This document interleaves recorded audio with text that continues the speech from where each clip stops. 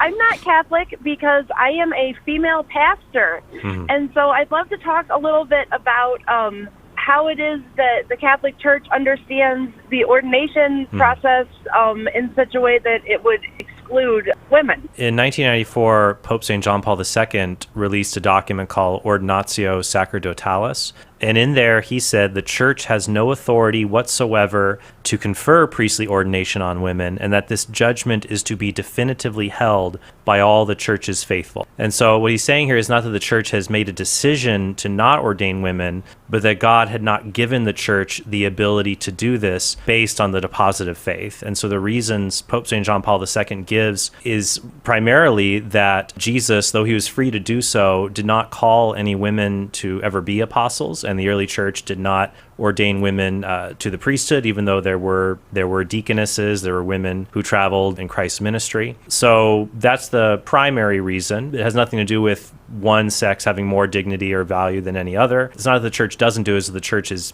unable to as a part of what God has revealed. It's interesting that you would say that Jesus didn't really call any women to be apostles. I think clearly our Holy Scriptures are written in a time that was very patriarchal in nature, so of course we're not going to see that directly in the Scriptures. Well, was Jesus patriarchal? Well, no, and that's exactly kind of what I want to say here. If you think about even like Mary Magdalene, who of course is the first person who proclaims the good news of the gospel, Jesus is alive. Sure. And, there's this kind of direct connection there, like Jesus says, go tell the others, and she does. And so I understand that there was not, an ordination ceremony that happened there, but I'm not sure that happened with the other disciples either. As Catholics, we would say that their ordination takes place, that sacrament is instituted at the Last Supper, when Jesus is present with the 11 and tells them, do this in memory of me, and he gives them the sacred responsibility of consecrating the Eucharist. So we would say that it takes place at that moment where there's no other